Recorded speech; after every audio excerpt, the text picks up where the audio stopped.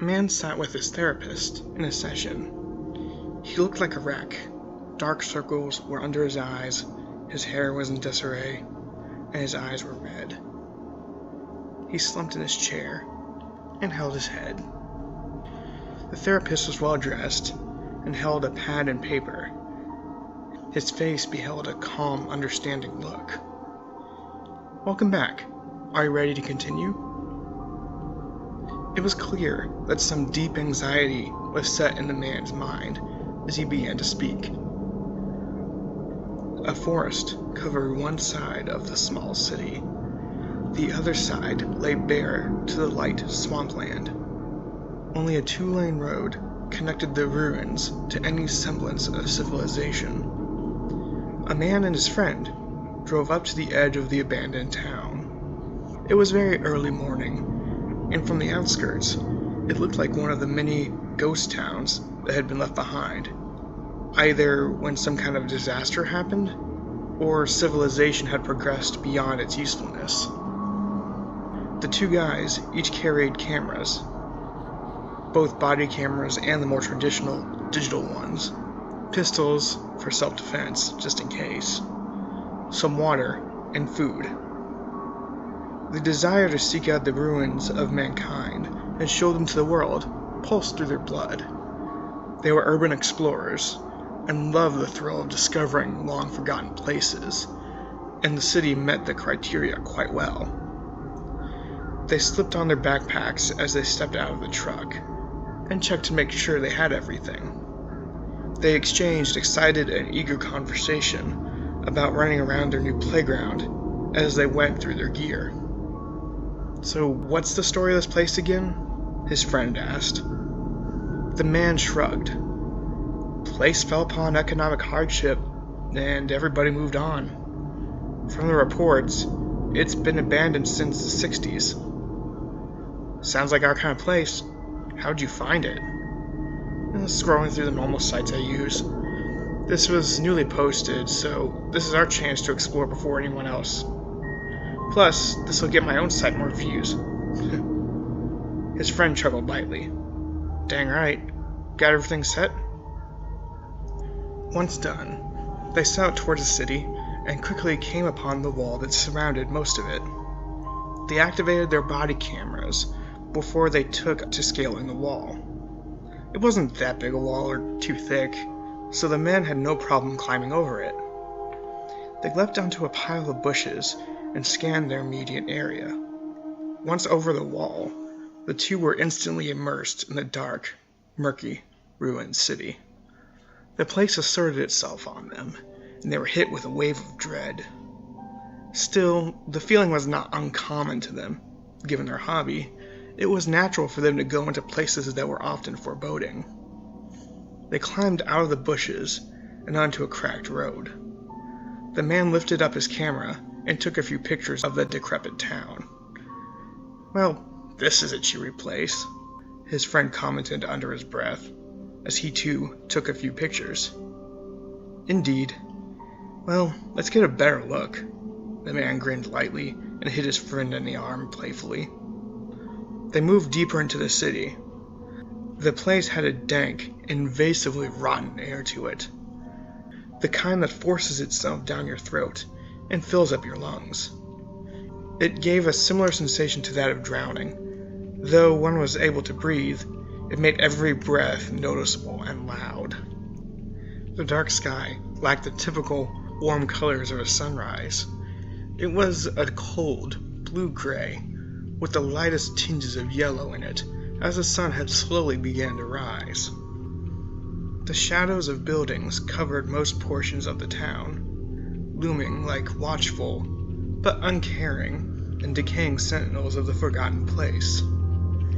Nature had tried to reclaim this site, yet somehow failed to. Withered, brown remains of plants that had tried to reclaim the locale lay like corpses to the place's inability to support any life.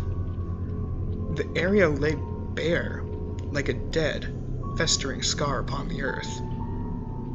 Seeing the plant life, or lack thereof, the man thought aloud, "Whoa, What's with the plants? His friend shrugged.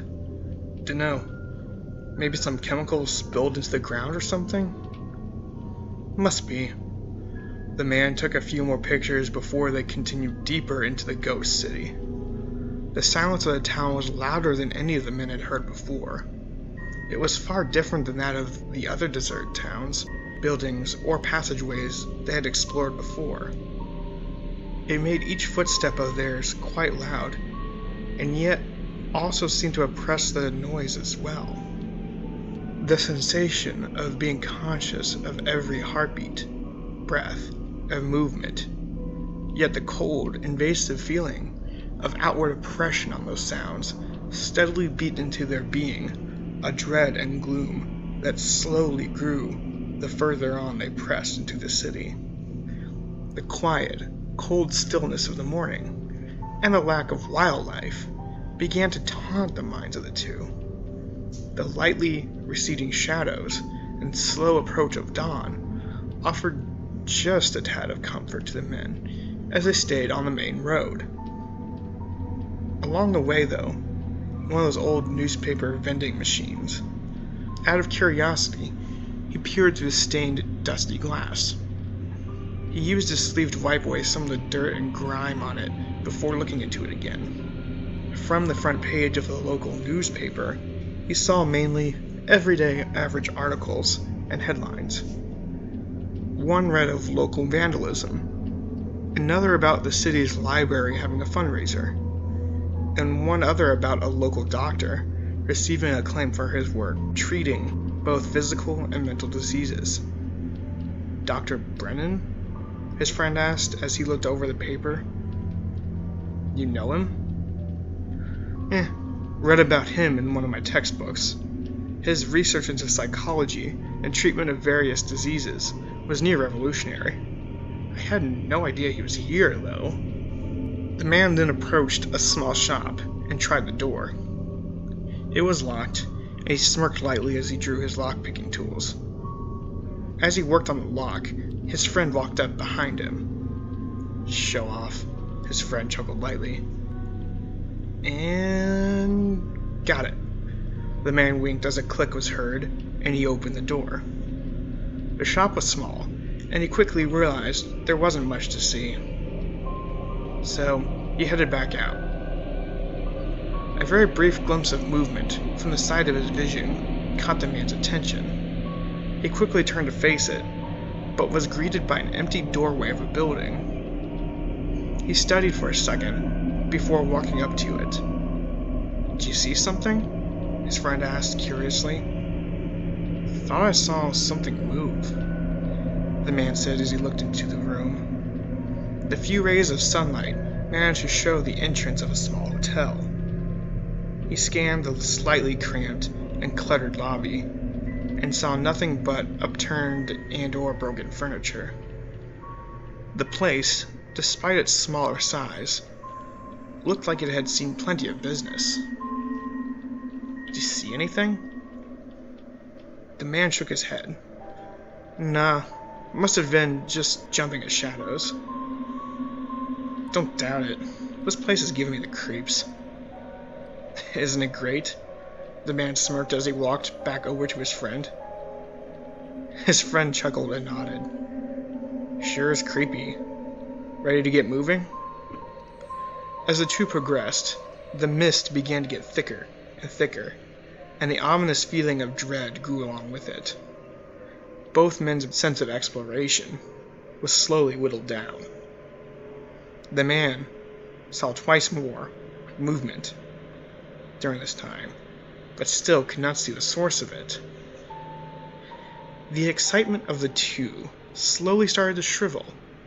The sense of exploration began to be replaced with unknown fear. "Maybe we should go back?" the man suggested, tentatively. His friend looked around with a nervous expression. "Not a bad idea." The man felt a brief bite of pain before darkness surrounded him.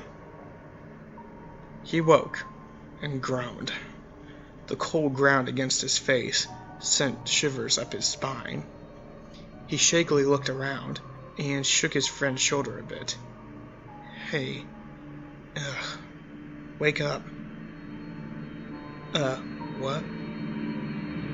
What happened?" The man looked around to see if he could find anything to explain their blackout. Lying on the ground beside them were a couple of rocks, big enough to fill a person's hand.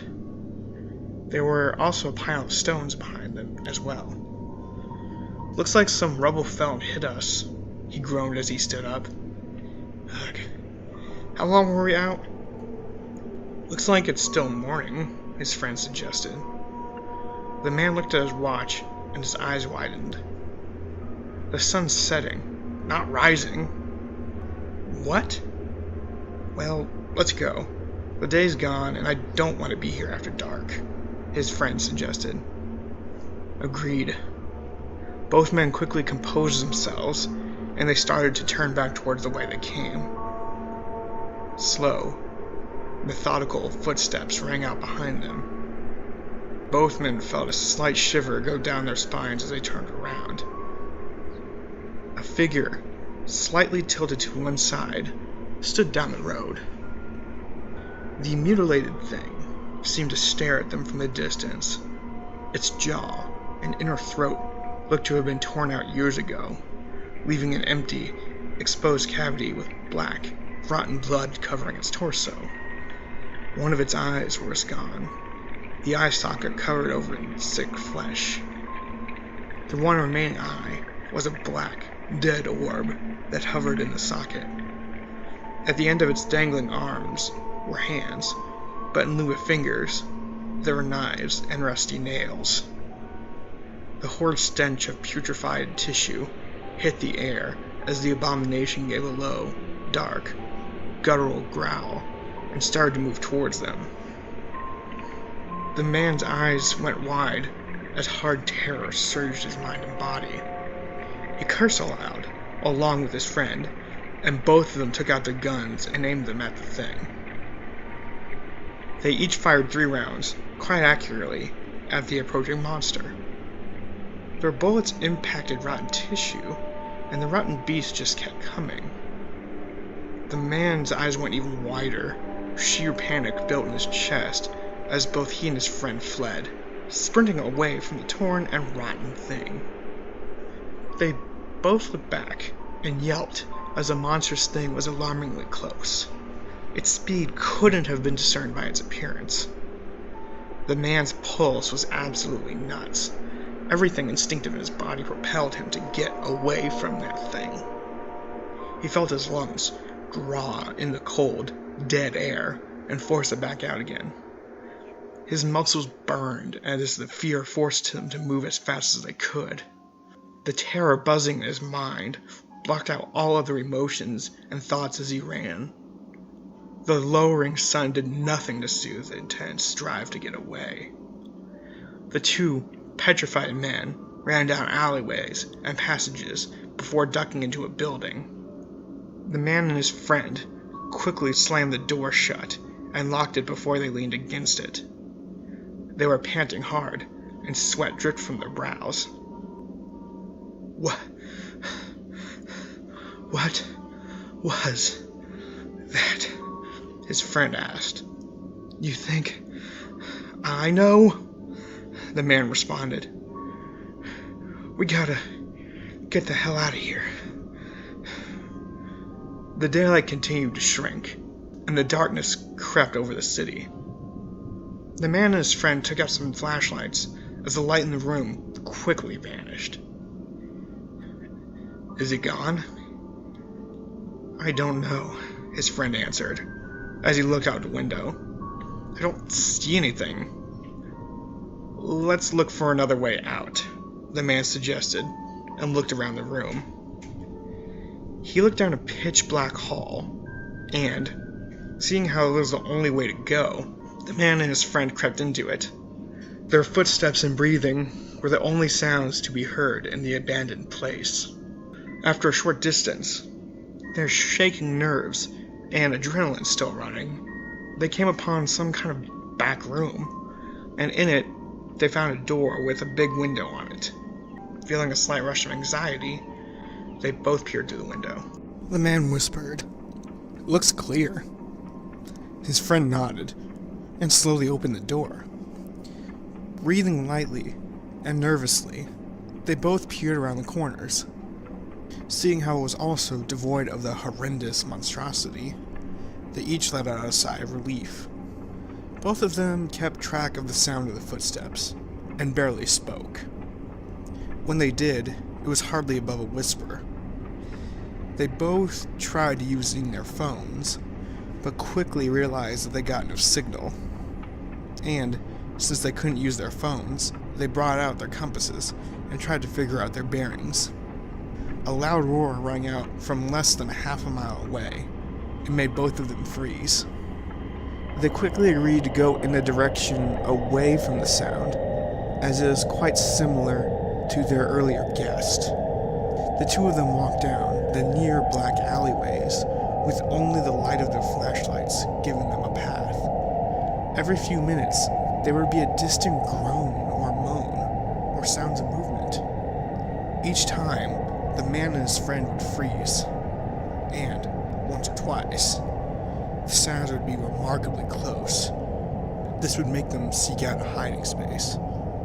Eventually, they came upon a tall, broad building. It stood out from the others in that it was far more imposing and menacing. It loomed over them like a giant beast waiting to devour them. Any signs that labeled the meaning of the building were missing, although it looked like some kind of government building or a hospital. The two men looked for any way to get around the building, as it kind of creeped them out and they really didn't want to go in it. They had bought some distance from the house, and groans of the beast pursuing them, but it was growing closer. Before they could find a way, however, the man froze. His gaze fell upon a familiar figure. This one stood down an alleyway, and its details were hidden in the darkness. Yet an all too familiar growl came from it, and it began to move closer. The man yelped lightly and bolted for the imposing building. His friend was close on his heels. By that time, multiple growls and moans came as more monsters closed in on them. They ran and burst through the main doors of the building in a frantic manner. This was due mainly to their only light source being their flashlights. Running through the doors, they quickly realized they couldn't hold them off there. Their only course of action was to keep running. The pitch blackness felt much more oppressive, even more than the rest of the city, as they ran down the dilapidated halls. What few things they could see, due to their lights, showed nothing but chaos. Debris, wheelchairs, upended chairs, broken glass, burn marks, and a multitude of stains lined the walls and floors. Yellowed, rotten, and sometimes crumpled up papers lay about the floor like leaves. The sounds of their pursuers were closing in, and the men quickly ducked into a room. It looked to be an observation room of sorts, but it was a dead end. In a panic, they closed and locked the door, and with the monsters after them, seeing that they had no other choice, they ducked into an empty closet and closed its doors. They both forced their labored breathing to slow, and they covered their mouths, as loud, distant bangs came as they broke down doors from other rooms. The bangs quickly got closer and closer, until they heard the door from the room next to theirs get broken down as well. Within a minute, the door to their room started to get hammered as well. Each hit grew more intense, resonating throughout the room. After a few seconds, the door shattered, and the hearts of the two men raced astoundingly fast, as groaning and labored, foul breaths echoed into the room. Shuffling and dragging footsteps moved around the room, and each one that occurred close to their hiding space made each man almost shake in terror. The only thing that kept them from shaking outright was the fear of being discovered by their demonic pursuers. After a very long minute, the shuffling steps and guttural groans proceeded out of the room. Slowly the place that was filled with terror and suspense was replaced with silence and dread. Neither the man nor his friend dared move, speak, or breathe much at all. The man tensely reached for the door and cracked it open slightly, just for him to see most of the room. That is, he would be able to see if there was any light. Not wanting to attract too much attention, but needing to see, he took out a glow stick and cracked it. The green glow emitted through the room, giving just enough light to see the way. Thinking that this could be their chance to sneak away, the man nodded towards the door. It took his friend a second to gather his will and follow. Using the glow stick's slight light, the two slowly and quietly walked into the hall. They moved in a hunched position to lower their chances of being found. Distant, searching moans and cries rang out behind them as they started to make their way back towards the entrance. Looking around a bit, the man noticed there were several pictures and or articles on the wall of the various staff and patients that used to be there. One person in particular was a common sight, the doctor by the name of Tyler A. Brennan, M.D. It was the same doctor the newspaper article was talking about. Coming upon the door that turned into the main lobby, the man peered around it. They jumped as a groan rang out, and he jumped back. "Think we can get past it?" his friend whispered. "It's right in front of the door," he responded. His friend paused for a second. "Wait, you hear that?" After a moment, the man noticed a slight taint of music on the air. The sound of civilization, and hoping to meet some help, made excitement swell in their bodies. Though the sound came from the opposite direction of the entrance. Still, one of the monsters was guarding the entrance. Yearning for help, and having their first escape route blocked, drove them towards the music. It was in a big band style, and due to the nature of the setting, it couldn't help but creep out the men a bit.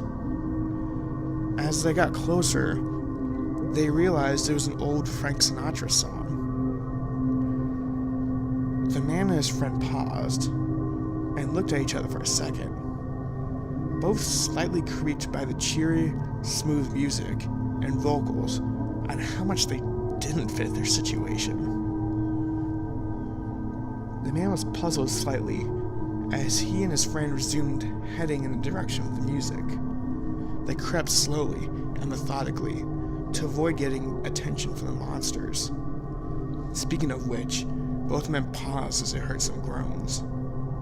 They were distant, but loud enough that it reignited their fear as they continued towards the song. They turned a corner and saw a yellow glow of light coming from a distant room. This both excited and puzzled the man as he wondered where the energy came from. These questions made a familiar unease reappear in his mind, and only the lack of options made him creep closer. The upbeat music just made the unease in the man's mind grow more and more, but it also mixed with his curiosity. Both started to make his stomach turn slightly. His curiosity and desperation made him and his friend draw closer. Soon, they were about 20 feet away from the door. The man stood next to the doorway and cautiously peered around it. It was an empty hall, but, unlike the others, it was lit and clear of any debris for some reason. At the end of it was a closed door. He motioned for his friend to follow, and they started down the clean, lit-up corridor. The man put an ear to the door, but could not hear anything beyond the final lines of the music. Taking a deep breath, his friend grabbed the handle of the door and slowly opened it. The door revealed a room filled with old mechanical equipment and other devices. They looked to be the main source of the light, along with some lamps. After noticing the old tech, the man saw a single figure looking at a monitor. The entire scene made the nervousness that was growing in the man start to gain some momentum. He slowly started to back into the hall when the figure began to speak. The voice was distinctly masculine. It was deep and held a rich, yet eerie quality to it. Hello there. Please come in. I can help you two, lost gentlemen, get back to civilization. The person's back was towards them as he continued to look at his monitor. The man raised a brow. Who are you? And do you have a phone or a car? His hand rested on his pistol, which still had 11 rounds in it. The stranger stood up and turned around. It was Dr. Brennan. What struck the man so much was how little age had affected him. He didn't look any different than any of the pictures in the articles which featured him.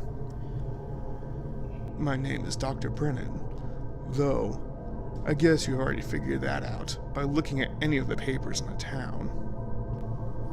The lack of age on Dr. Brennan's appearance, on top of everything, completely unsettled the man.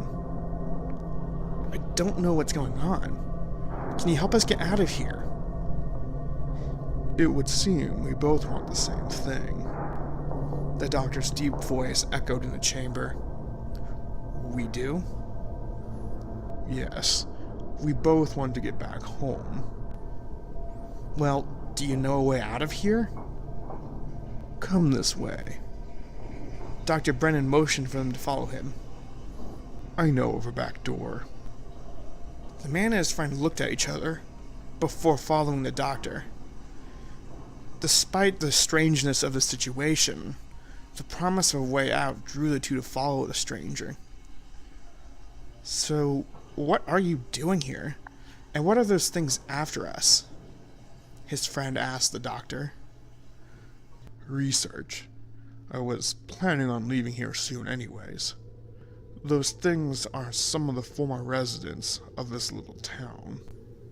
What happened here? A disease broke out. Once news of it got out, everyone fled. The man gulped nervously. Are we going to get it? No. The disease that turned average citizens into those things has died out. Do you mind me asking? His friend asked. How come you haven't aged? Here we go. Dr. Brennan said as they came to an elevator. We have to go down 2 levels, as the ground behind this facility is lower than in the front. The man hesitated. What's going on here? Nothing about this fits. Everything is off. He yelped as the doctor grabbed his wrist and pulled him into the elevator. His friend was then pulled in as well, and they both drew their guns and fired at the doctor. The doctor looked up at them. It was then they noticed that his eyes were gold color. The bullets hit him, but then they simply just dropped off of the doctor's body. He then gave them odd looks. You humans are interesting. He then gave them both fast and hard hits to the head, knocking them both out. The man groaned as he came to. Aside from the terrible headache, his arms were sore, and his vision was out of focus, but slowly started to regain it as time went on. He tried to move, but quickly realized that his hands were restrained behind his back, and his feet were also restrained. He grunted and looked around as his vision was returned. He and his still unconscious friend lay on the floor of a large chamber. It was mostly empty, save for some computer terminals and a large structure that dominated the room. It was similar in shape to a globe, and the spherical portion of the globe lightly glowed yellow. Dr. Brennan was typing furiously on a terminal, and various pieces of technology moved around in the air on their own. He turned around and looked at the man. Oh, you are awake. The man fumbled a bit and started using his lockpicking tools to try to get his hands free. What the hell is going on here? You see, The doctor said with a calm voice. I was stranded here a long time ago when my team locked this gateway to my realm up. So why are we here? Dr. Brennan approached them and grabbed his friend. I am sorry, but I must continue my experiments to find the key. Something I believe lies in your species. The man grunted and struggled. Let us go! Look, I am so sorry again, but I have to get home. I have a family, and my love is probably scared to death of my absence. Another Sinatra song began to ring out. The upbeat tune this time filled the man with dread. What's with the music? Oh, one of the few things I admire in this hell of a world is the music. I especially enjoy the style of which you referred to as big band. It settles my spirits down as well. The inhuman being stated as he lightly danced to the tune. I like this one in particular because it fits my desperate situation, he said, and lightly tapped his foot to the tune. The man could only watch as the inhuman doctor took hold of his friend. He yelled and cursed as the otherworldly entity pulled his unconscious friend away from him. The upbeat song played as the inhuman enemy pulled his friend into a side room and shut the door. Frank Sinatra's crooning voice echoed in the chamber as the man began to furiously work harder to get free. As he did, he looked around to try to find a way out. He gasped as he saw an array of insidious, demonic instruments and tools that lined one wall. Many of them caked in blood, and some of them showed more recent use than others. Most of the floor itself was painted with recent blood. He gagged a bit before trying to find another way out. After a minute, the man got his hands free. Then he began to work on his feet bindings. He got up in a crouched position and crept over to the room where the doctor had taken his friend. On the closed door was a window, and he slowly stood up to peer into it. The man had to cover his mouth as he watched the inhuman being surgically cut into his friend's head. Blood began to pour out, and he ducked back down. Terror, an intense shock of loss, hit him hard, making him tear up. However, he quickly remembered he didn't have time to mourn and looked for an escape route. He found what he thought was the exit, but it was locked with a lock he couldn't pick. He rubbed his face and sighed. The only light in the room was cast from a strange globe that only lit up half of it. One ray of light landed upon a grate on the floor that served as a drain for the blood. He gulped as disgust filled his body, but he had no other option. He grasped the grating and pulled with all his might. Without the need to survive and his adrenaline rushing, he normally wouldn't have been able to lift the heavy grate on his own. Yet he did, though the price was that it wasn't quiet.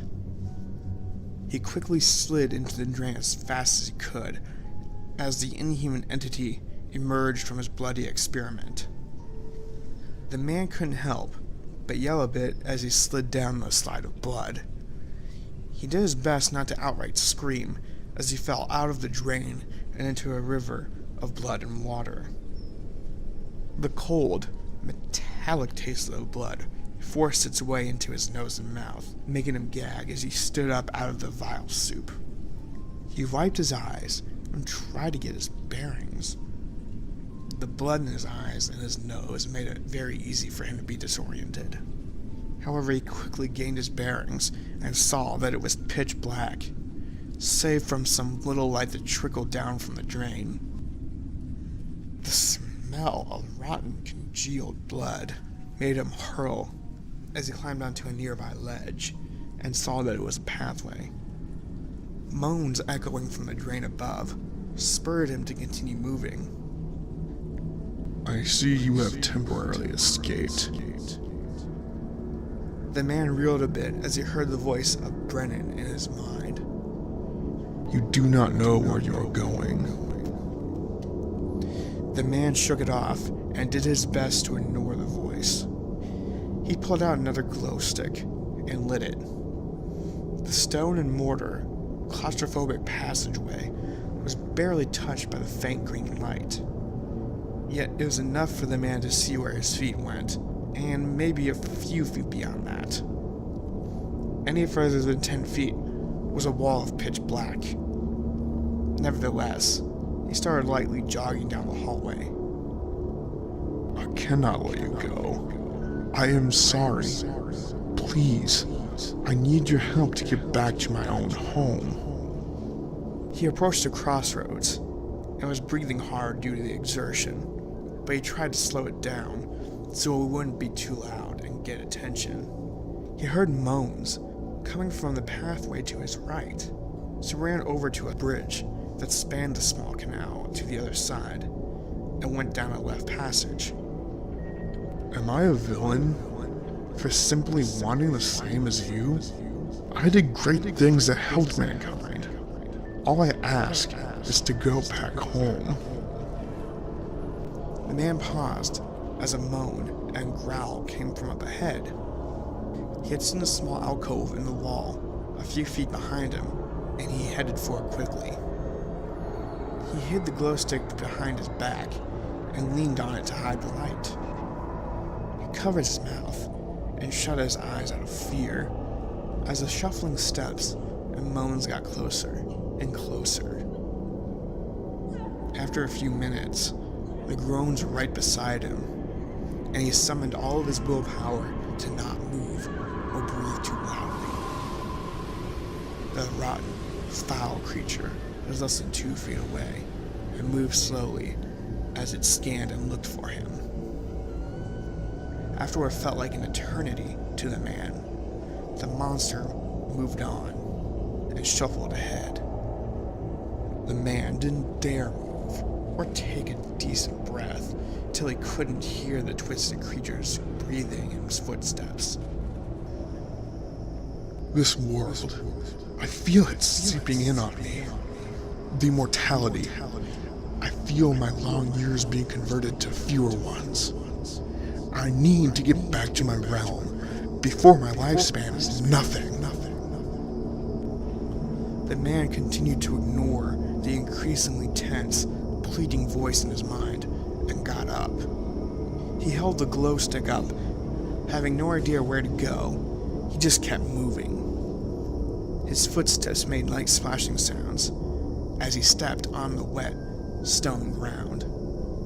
A groan came from behind, and a strong shudder shot up the man's spine. He didn't bother looking as he sprinted down a cold, wet passageway. He held up the glow stick so he could see, and he desperately looked for an escape. The quick pounding of footfalls that came from behind him pushed him to move faster and surge his adrenaline. His heart beat so hard and fast, it practically echoed in the tunnel. His muscles burned like they were on fire, yet he pushed them to go on. The cold, humid, foul air was rapidly shoved into his lungs and made him have to breathe harder. You think you can just leave? Even if you get back, I seriously doubt anyone will believe your tale. I simply cannot allow your race to know of the existence of mine. He leapt over a gap in the walkway and saw a ladder that led up to a manhole. Eager to get out of the cold, claustrophobic place, he reached up and grabbed onto the ladder and ascended it.